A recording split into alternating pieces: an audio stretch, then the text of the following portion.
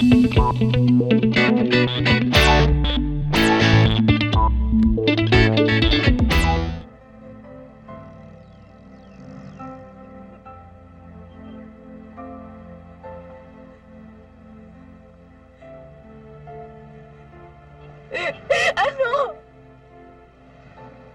Saktan mo na ako!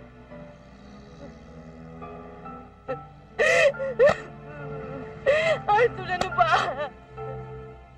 Patayin mo na ako! Bubugin mo na ako! Hindi naman ako karapat dapat sa pagmamahal mo. Ano ba? Sige. Wag! Wag, Eva! Huwag mo gawin yan!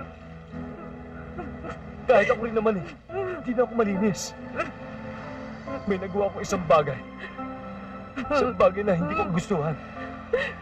Pero nilayasan ko na siya dahil alam ko ikaw ang mahal ko. Wala nang iba, ikaw lang. Eva, please. Magsimula tayo muli. Ayusin natin ang lahat ng mga pagkakamali natin. Ituwid natin ang lahat. Yung mga nagawa natin pagkakamali, Eva. Eva.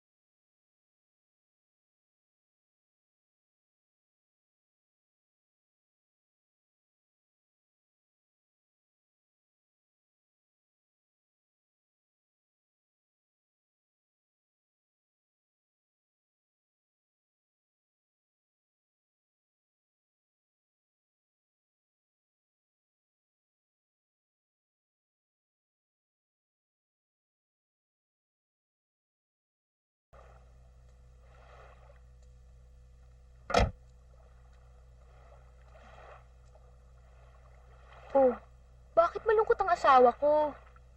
Kala mo iniwan na kita, no? Ay, siya nga pala. Binili kita ng underwear mo. At para sa akin. Tsaka, binili kita ng mga damit.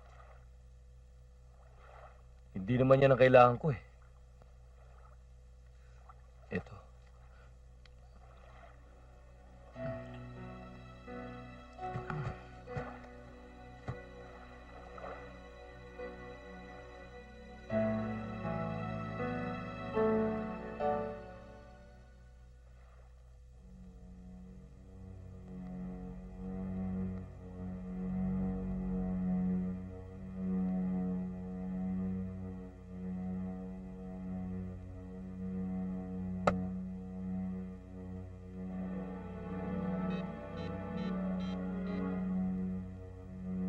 Teta,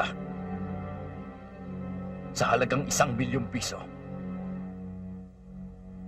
gusto kong sabihin mo sa akin ang lahat-lahat ng nalalaman mo